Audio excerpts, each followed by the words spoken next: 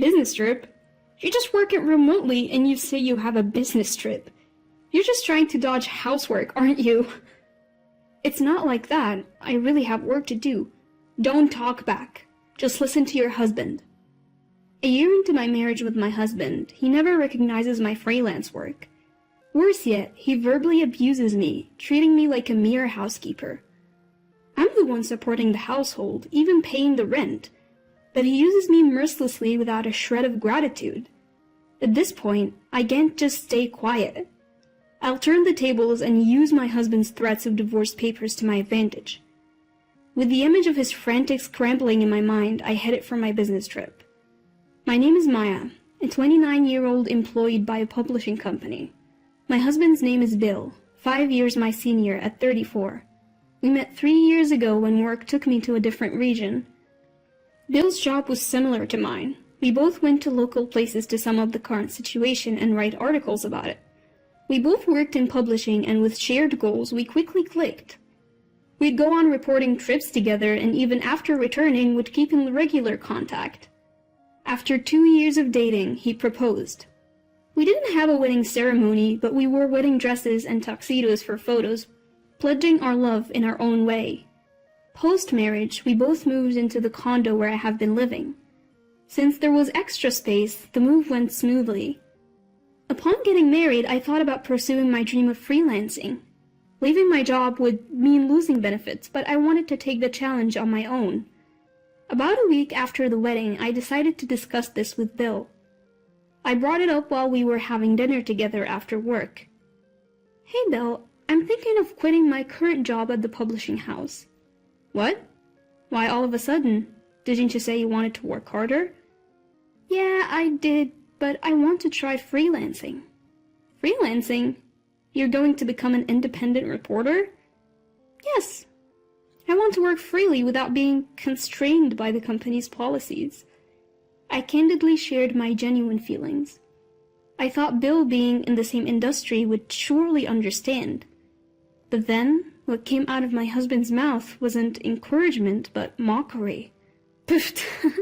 Independence? Really? Come on. You know that's not gonna happen. Why? How can you be so sure if I haven't even tried? You're dreaming too big. The only reason your articles are popular is that you work for a publishing company. That may be true, but what? You think you can keep that popularity if you go solo? That's not fair. Look, you're not cut out for this. We're married. Focus on housemaking, not your career. As he ate the dinner I made, he spoke those cruel words as if they were nothing. I was infuriated. Today, even his comments on the taste of the food bothered me. I tried to persuade him more than once, but he was unyielding. He even threw harsh words like, "You can't do it. It's a waste of time." Yet, I didn't plan on taking this lightly either. If I gave up on my dream now, I'd regret it for sure. So I ignored his words and decided to go for it. I submitted my resignation and ventured on a path as a freelance reporter. That night, after quitting my job without telling him, Bill erupted. "What the hell? Didn't I tell you not to quit?" "I'm sorry, but I just can't give up. What if this jeopardizes our finances? Can you take responsibility?" "Well, about that, enough. Listen, I'm only putting $1,000 a month into our expenses. If that's not enough, I'm not covering for you. Got it?" "I understand." I thought he would support my dream as partners should, but reality was much harsher. A rift formed between us, with the one person I needed support from the most rejecting me. Bill, why would he say such things? All I wanted was his support for my dream. Was it naive to expect complete understanding just because we're married? It's painful, but I can't give up my dream here. I have to succeed now more than ever because I chose to act against his will. I strengthened my resolve. His verbal attacks and pressure intensified over time. He started berating not just my work, but me as a person. When I came home even a little late, he would get furious. "What time do you think it is? It's past 7 p.m. I'm sorry, traffic was bad. Didn't I always say to be back by 5? No dinner ready when I get home. That's unacceptable. I'm sorry, I'll make it right now. I already ordered delivery. Expect a bill for that later. Staying overnight for field reporting was an absolute no-go, thanks to my husband's rules. So I had no choice but to limit my reporting to places I could visit and return from within the same day. But sometimes interviews take longer than expected or traffic just doesn't cooperate. You can't predict what will happen until you're actually on the scene. My husband insisted that I be home by 5 p.m., but that's not always doable, given how weather or unforeseen circumstances could throw a wrench in the works. That being said, confronting my husband head-on was not an option. He goes to a physical office every day and works his tail off while I have the freedom to work remotely unbound by organizational rules. I guess he couldn't stand that our working environments were so different. Understanding his feelings, I always tried not to provoke him, but I kept striving in my career as a feature writer. Initially, I submitted articles to various platforms on a freelance basis and got paid per assignment, but eventually I started getting direct commissions. I even got requests to start a blog, so in addition to feature writing, I began blogging too. My income skyrocketed as a result. Before I knew it, I was earning roughly 3 times what I made as a salaried employee. Some months, I even pulled in more than $10,000, providing more than enough for our savings. Even after achieving a stable monthly income of $10,000, I kept it a secret from my husband. I knew he'd flip if he found out I was freelancing and making more money than him. A year into our marriage, his attitude hasn't changed. If anything, it's gotten worse, and our conversations are practically non-existent. Instead, he increasingly berates me. Then, one fateful day. On a rare day off, I bought some clothes from a luxury store. When I got home, my husband glared at the shopping bags and sneered. You can barely bring in any money and you're out shopping like it's nothing. Do you even know your place? I earned the money myself, so why can't I spend it? Huh, really? Aren't you using the $1,000 I give you every month? That's not it. That $1,000 can even cover rent. Why would I touch that? Did you just call me low income? No, nobody's saying that. Suddenly, he hurled his beer can at me. It narrowly missed me but spilled all over my new clothes. What are you doing? Fuming, he shouted back. I give you $1,000 every month, okay? You should be grateful. Grateful? The missing rent and all the other bills are paid from my earnings. You must be dipping into your savings, right? There's no way you're making more than me. Believe what you want, but I'm not burdening you, not in the slightest. Go ahead, keep talking. Don't expect any handouts from me later on. My husband threw a can and sneered at me, not even bothering to apologize. I felt like I was reaching my breaking point with him. Several months later, I received a direct request from the publishing company I regularly contribute to, asking me to cover natural disasters overseas. It's an overseas assignment, so a day trip was out of the question. I decided to tell my husband about the work trip. Bill, I know it's short notice, but I'll be traveling overseas for work this weekend. Work trip? You're just a freelancer. What are you talking about? You just want to slack off on housework, don't you? That's not it. I really have to go. There's no way a freelancer like you has to go on an overseas work trip.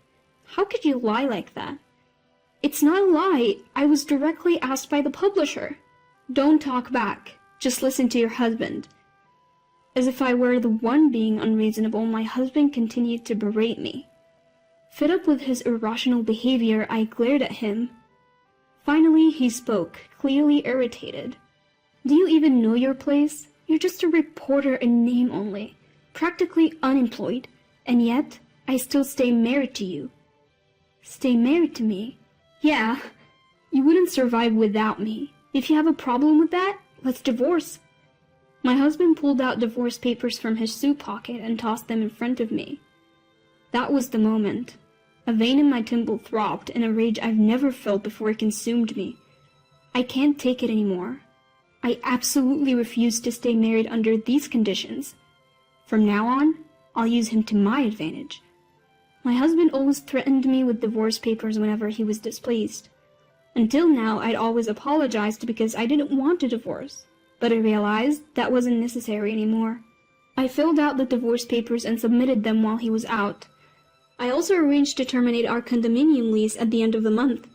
Furthermore, I moved up my overseas work trip and headed to my destination that day.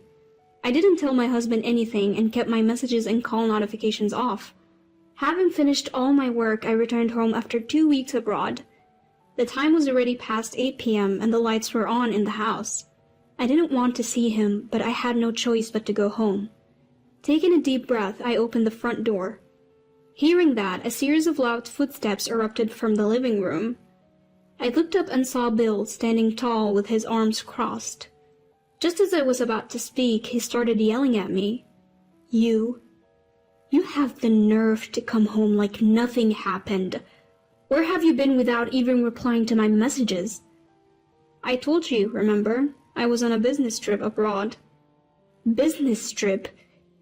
Business trip? Seriously, as if someone like you, who occasionally works remotely to write boring articles, could ever go on a business trip. I told you, I got an assignment from the publishing company. I even got paid for it this time. Paid? What did you get, like $10? What a fool, spending money on transportation to go abroad just to make $10. Bill kept on belittling me with his crude laughter. But what he didn't realize is that we're no longer husband and wife. He's only able to act so high and mighty because he doesn't know, and his words no longer have any effect on me.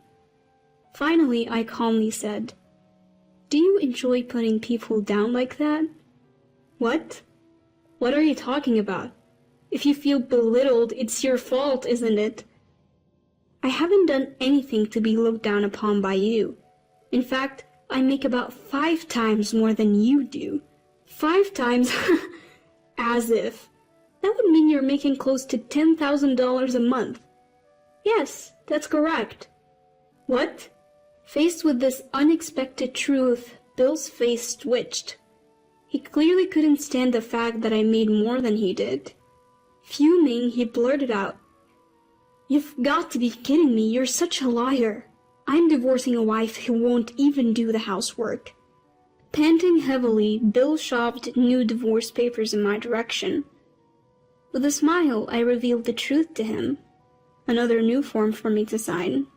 "Yes, sign this quickly." "Don't worry, I already submitted the divorce papers 2 weeks ago." What are you talking about?" "We're not married anymore. Why are you still in this house?" Bill stammered, barely able to get words out. Finally he spoke. "What do you mean you filed for divorce? Why would you do that?" "Why? Because you handed me the papers." "But I didn't really want a divorce." "Well, too bad. I thought it was okay to part ways, so I filed." "You've got to be kidding me. I just gave you those papers to scare you into understanding your role as my wife." Bill grabbed my shoulders, his eyes filled with anger. As I suspected, he never intended to divorce me. He just wanted to intimidate me into obeying him. Knowing this, I chose to divorce him anyway. I realized I could never be happy with him.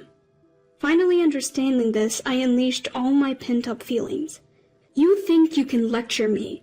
Do you know how it feels to have your dreams mocked by the one person who should support you?" "Hold on, Maya, don't call me like we're friends. We're divorced, we're strangers now." "What am I supposed to do now? Can I stay here?" "This is my condo. You're essentially trespassing. I never want to see you again. Leave now." I threw Bill's belongings out. Initially he resisted, but eventually gave in, shoulders drooping. After that, Bill called his parents and apparently moved his stuff to their place.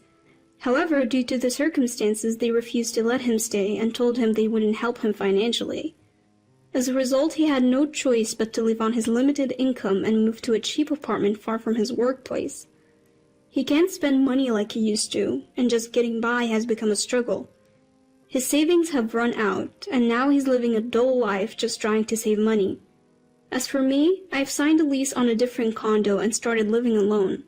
The move went smoothly, and now I'm enjoying my work in my new home office. Thankfully, my articles are getting featured on major online platforms. The blog I started on recommendation has also become a good source of income as the number of visitors kept increasing. I plan to continue doing what I love, writing great articles and covering stories from places that interest me. I want to keep my current job, but do it in a way that's sustainable for me.